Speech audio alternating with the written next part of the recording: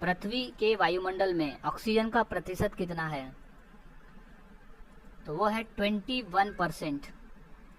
पृथ्वी के वायुमंडल में ऑक्सीजन का जो प्रतिशत है वो है 21%। अगला प्रश्न है, शरीर की सबसे बड़ी रक्त वाहिका कौन सी है?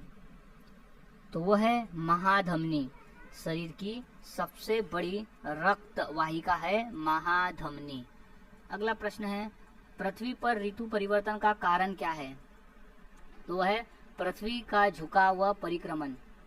पृथ्वी पर ऋतु परिवर्तन का कारण है पृथ्वी का झुकाव और उसका परिक्रमण। अगला प्रश्न है, रेबीज रोग किससे फैलता है? तो वह है संक्रमित कुत्ते के काटने से। रेबीज रोग फैलता है संक्रमित कुत्ते के काटने से। अगला प्रश्न है, एक्सरे की खोज किसने की थी? तो इसका राइट जवाब है रोटिंजन नामक वैज्ञानिक ने की थी एक्सरे की खोज। याद में रख लेना है, एक्सरे रोटिंजन। अगला प्रश्न है, सबसे शुद्ध जल कौन सा होता है? तो वो होता है वर्षा का जल, यानी बारिश का पानी। वर्षा जल जो है वो सबसे शुद्ध जल होता है। अगला प्रश्न है, कोशिका का शक्ति ग्रह किसे कहते हैं? तो वह है माइक्रोकॉन्ड्रिया। माइक्रोकॉन्ड्रिया को कहते हैं कोशिका का शक्ति ग्रह। अगला प्रश्न है, ओजोन परत हमें किससे बचाती है? तो है पराबैंगनी किरणों से बचाती है हमें ओजोन परत, पराबैंगनी किरणें। अगला प्रश्न है, फेफड़ों की जांच किस यंत्र से की जाती है? तो इसका सही जवाब है एक्सरे से की जाती है फेफड़ों की जांच। याद रखना है, एक्सरे फेफड़ों की जांच। अगला प्रश्न है, परमाणु घड़ी किस पर आधारित होती है? तो है सीजियम परमाणु पर। सीजियम परमाणु पर आधारित होती है परमाणु घड़ी। अगला प्रश्न है, पृथ्वी पर सबसे अधिक मात्रा में कौन सी धातु पाई जाती है? तो वह है एल्यूमिनियम। पृथ्वी पर सबसे अधिक मात्रा में धातु पाई जाती है वह है एल्यूमिनियम। अगला प्रश्न है, शरीर की सबसे छोटी हड्डी कौन सी है? तो वह स्टेप्स हड्डी है शरीर की सबसे छोटी हड्डी, जो कि पाई जाती है हमारे कान में, यानी मानव शरीर के कान में पाई जाने वाली हड्डी है स्टेप्स हड्डी। अगला प्रश्न है, मनुष्य के शरीर की सबसे बड़ी हड्डी कौन सी है? तो वो है फीमर हड्डी। मानव शरीर की सबसे बड़ी हड्डी है फीमर हड्डी, जो कि हमारे जांग में होती है। अगला प्रश्न है, पृथ्वी पर जीवन की शुरुआत किस गैस के कारण मानी जाती है? तो वो है अमोनिया और मीथेन। पृथ्वी पर जीवन की जो शुरुआत है वो मानी जाती है अमोनिया और मीथेन के गैस के कारण। अगला प्रश्न है, किस ग्रह को सुबह का तारा कहा जाता है? तो वो ग्रह है शुक्र ग्रह, जिसे सुबह का तारा कहा जाता है, क्योंकि शुक्र ग्रह जो है वो सौरमंडल का सबसे चमकीला ग्रह है और वो सुबह के समय आसानी से हमें दिखाई देता है, इसलिए उसे सुबह का तारा कहते हैं। अगला प्रश्न है, वायुमंडल में किस परत में मौसम बनता है? तो वो क्षोभ मंडल में। वायुमंडल में परत जो है वो क्षोभ मंडल में बनता है। अगला प्रश्न है, सबसे छोटा ग्रह कौन सा है? तो वो है बुध। सबसे छोटा जो ग्रह है वो है बुध ग्रह। अगला प्रश्न है, प्रकाश संश्लेषण में कौन सी गैस निकलती है? तो वो है ऑक्सीजन गैस निकलती है, क्योंकि प्रकाश संश्लेषण में पौधे जो है वो कार्बन डाइऑक्साइड गैस लेते हैं और बदले में ऑक्सीजन गैस छोड़ते हैं। अगला प्रश्न है, पारा का रासायनिक प्रतीक क्या है? तो वो है Ag। पारा का रासायनिक प्रतीक जो है वो है Ag। सो नेक्स्ट क्वेश्चन है, सूर्य से पृथ्वी पर आने वाली ऊर्जा किस रूप में आती है? तो इसका सही जवाब है विकिरण। सूर्य से पृथ्वी पर आने वाली ऊर्जा जो है वो विकिरण रूप में आती है। अगला प्रश्न है, पौधों में भोजन के संरक्षण का कार्य कौन करता है? तो ये फ्लोएम करता है। फ्लोएम जो उत्तक होते हैं वो पौधे में भोजन के संरक्षण का कार्य करते हैं। अगला प्रश्न है, रडार किस तरंग का उपयोग करता है? तो इसका सही जवाब है रेडियो तरंग का उपयोग करता है रडार। अगला प्रश्न है, प्रकाश वर्ष किसकी इकाई है? तो इसका सही जवाब है दूरी की इकाई है प्रकाश वर्ष। याद में रख लेना है, प्रकाश वर्ष है दूरी की इकाई। अगला प्रश्न है, विद्युत धारा की इकाई क्या है? तो वो है एम्पियर। विद्युत धारा की जो इकाई होती है वो है एम्पियर में। अगला प्रश्न है, कोशिका की खोज किसने की थी? तो वो था रॉबर्ट हुक नामक वैज्ञानिक जो था, वो उसने कोशिका की खोज की थी। अगला प्रश्न है, मस्तिष्क का कौन सा भाग संतुलन बनाए रखता है? तो है सेरिबेलम। सेरिबेलम जो भाग है वो मस्तिष्क का भाग है जो कि संतुलन बनाए रखता है। अगला प्रश्न है, मानव शरीर का सबसे बड़ा अंग कौन सा है? तो वो होता है त्वचा। मानव शरीर का सबसे बड़ा अंग जो है वो त्वचा होता है। अगला प्रश्न है, प्राकृतिक गैस का मुख्य घटक क्या है? तो इसका राइट जवाब है मीथेन। प्राकृतिक गैस का जो मुख्य घटक है वो मीथेन है। अगला प्रश्न है, पृथ्वी का कुल द्रव्यमान किस तत्व का सबसे अधिक है? तो वो है लोहा का। अगला प्रश्न है, ओजोन का रासायनिक सूत्र क्या है? तो इसका सही जवाब हो जाएगा O3। ओजोन का जो रासायनिक सूत्र है वो है O3। अगला प्रश्न है, प्रकाश का अपरिवर्तन किस कारण बनता है? तो वो माध्यम परिवर्तन के कारण बनता है। प्रकाश का जो अपरिवर्तन है वो माध्यम परिवर्तन के कारण होता है।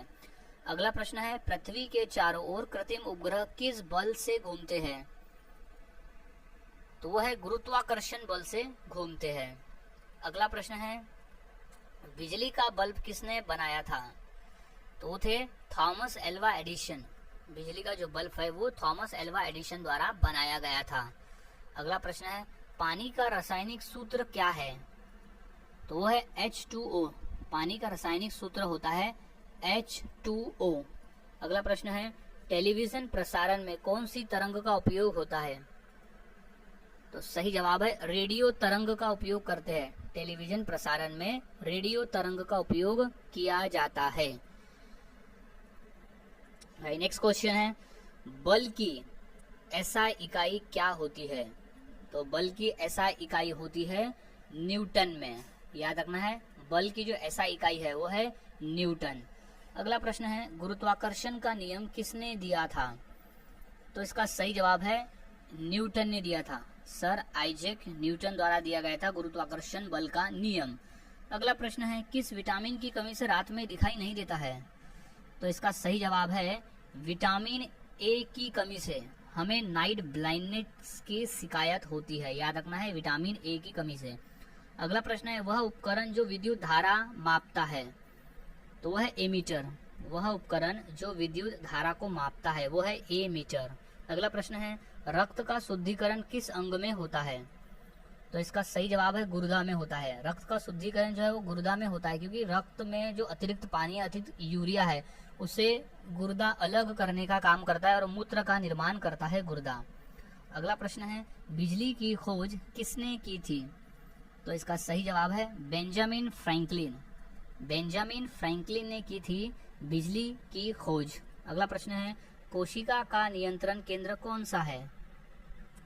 तो वो होता है केंद्रक, यानी न्यूक्लियस होता है कोशिका का नियंत्रण केंद्र। अगला प्रश्न है, ऊर्जा संरक्षण का नियम किसने दिया था? तो दिया था जूल ने। याद रखना है, ऊर्जा संरक्षण का नियम दिया था जूल ने। अगला प्रश्न है, जल का घनत्व किस तापमान पर सबसे अधिक होता है?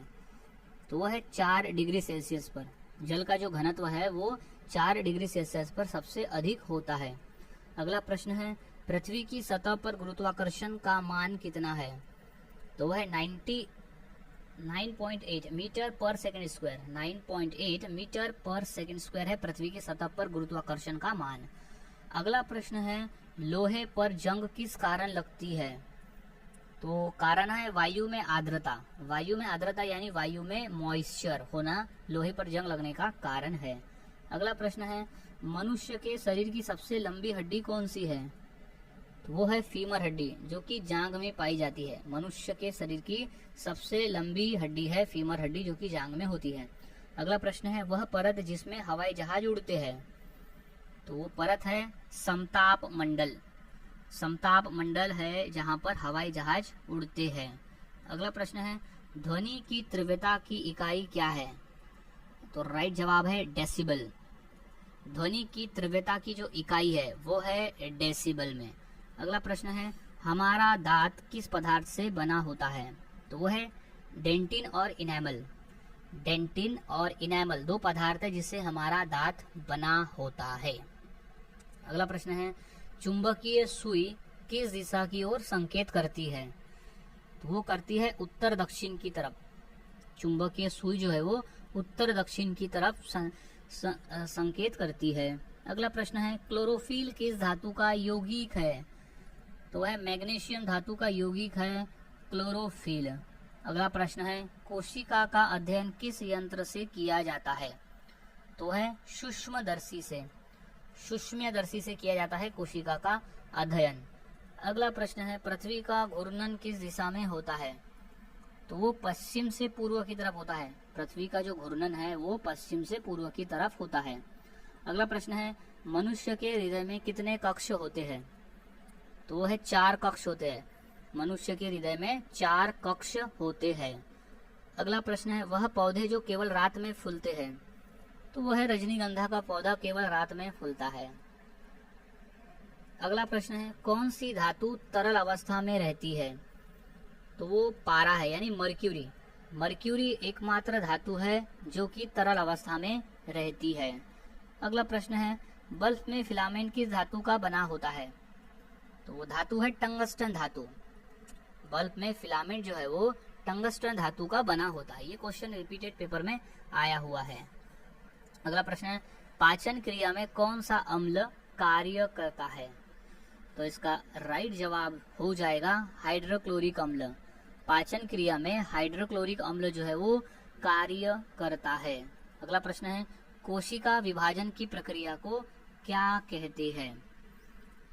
तो उसे कहते हैं माइटोसिस, मियोसिस, बाइनरी फिशर। तो इसका जो सही जवाब हो जाएगा ऑप्शन नंबर डी उपयुक्त सभी हो जाएगा। अगला प्रश्न है रुधिर चाप को किस यंत्र से मापा जाता है? तो इसका सही जवाब है स्फिग्मोमैनोमीटर। स्फिग्मोमैनोमीटर से रुधिर चाप को मापा जाता है। अगला प्रश्न है रेडियोधर्मिता की खोज किसने की? याद रखना है रेडियोधर्मिता की खोज की थी बेकरल ने। याद रखना है रेडियोधर्मिता की खोज की थी बेकरल ने। अगला प्रश्न है किस धातु को पेनिसिलिन धातु कहा जाता है? तो वह है मोलिब्लेडम को पेनिसिलिन धातु कहा जाता है। अगला प्रश्न है अम्लीय वर्षा का पीएच मान कितना होता है? तो इसका सही जवाब हो जाएगा 7 होता है। अम्लीय वर्षा का जो पीएच मान है वो 7 होता है। अगला प्रश्न है सूर्य का व्यास पृथ्वी की तुलना में लगभग कितना है? तो वो 110 गुना है। सूर्य का जो व्यास है पृथ्वी की तुलना में लगभग 110 गुना है। अगला प्रश्न है कौन सा ग्रह पृथ्वी की जुड़वा बहन कहलाता है? ये क्वेश्चन आराम से बेसिक क्वेश्चन है और ये पूछा गया था। तो इसका सही जवाब है शुक्र ग्रह को पृथ्वी की जुड़वा बहन कहा जाता है या इसका जुड़वा ग्रह कहा जाता है, क्योंकि पृथ्वी जो है और शुक्र ये दोनों की जो आकार है वो लगभग एक जैसा ही है। और अगला प्रश्न है प्रोटीन का निर्माण कोशिका के किस अंग में होता है? तो इसका सही जवाब हो जाएगा राइबोसोम। राइबोसोम में होता है। अगला प्रश्न है किसी वस्तु का द्रव्यमान पृथ्वी से चंद्रमा पर जाने पर क्या होगा? तो इसका सही जवाब हो जाएगा समान रहता है। किसी पृथ्वी का द्रव्यमान पृथ्वी से चंद्रमा पर जाने पर समान रहता है। अगला प्रश्न है दूध से दही बनने में कौन सा अम्ल बनता है? तो वह लैक्टिक अम्ल। दूध से दही बनने पर लैक्टिक अम्ल बनता है। अगला प्रश्न है वह प्रक्रिया जिसमें पौधे पत्तियों से जल वाष्पित करते हैं? तो है वाष्पोत्सर्जन। अगला प्रश्न है विटामिन सी की कमी से कौन सा रोग होता है? तो वो होता है स्कर्वी रोग। विटामिन सी से होने वाला जो रोग है यानी विटामिन सी की कमी से होने वाला रोग है वो है स्कर्वी रोग। इंपॉर्टेंट प्रश्न है, इसे अच्छी तरह से याद में इसे रख लेना है। अब नेक्स्ट क्वेश्चन है वायु का लगभग 78% भाग किस गैस का होता है? तो इसका सही जवाब हो जाएगा नाइट्रोजन का। वायु का लगभग 78% भाग जो है वो नाइट्रोजन गैस होता है। अगला प्रश्न है रेडियो तरंगों की गति क्या होती है? तो वो वही होती है जो कि प्रकाश की गति होती है। तो रेडियो तरंगों की जो गति है वो प्रकाश की गति होती है। अगला प्रश्न है पेट्रोलियम को क्या कहा जाता है? तो उसे काला सोना कहते हैं। पेट्रोलियम को काला सोना कहते हैं। अगला प्रश्न है परमाणु बम किस सिद्धांत पर काम करता है?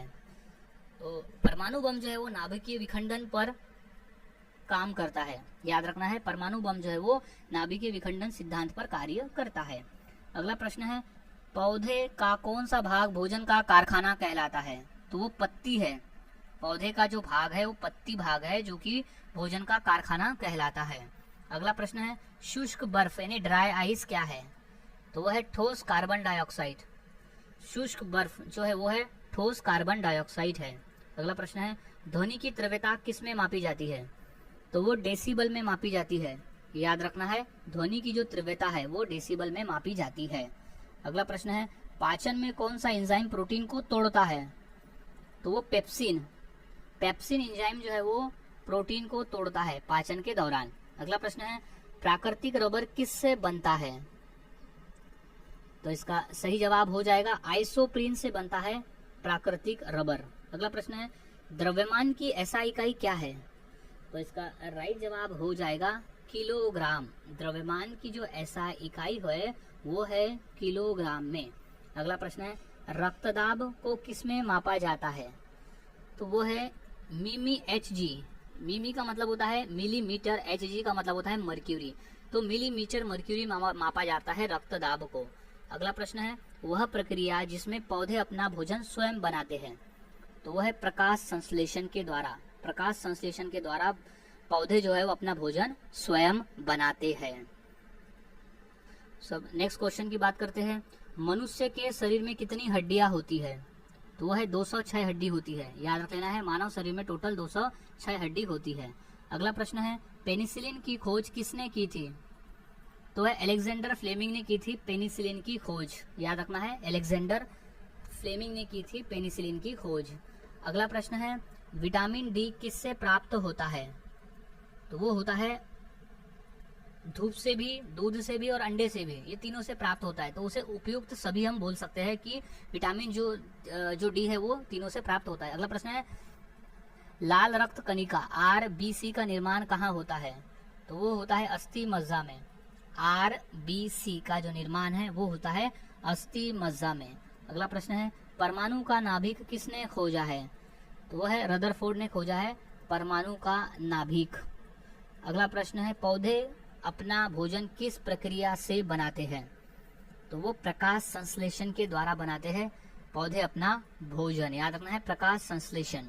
सो गाइज, आज के वीडियो में हमने ऐसे 150 क्वेश्चंस की प्रैक्टिस की जो काफी इंपॉर्टेंट थे पेपर के पॉइंट ऑफ व्यू। तो यहाँ सभी क्वेश्चंस के आंसर आपको अच्छी तरह से याद में रख लेना है, क्योंकि ये सभी क्वेश्चन पेपर में पूछे जा चुके हैं। सो मिलता हूँ ऐसे ही और नए जीके क्वेश्चंस के साथ अगले वीडियो में। तब तक के लिए चैनल के साथ बने रहे, वीडियोस को देखते रहे और इसी तरह से जीके की प्रैक्टिस करते रहे।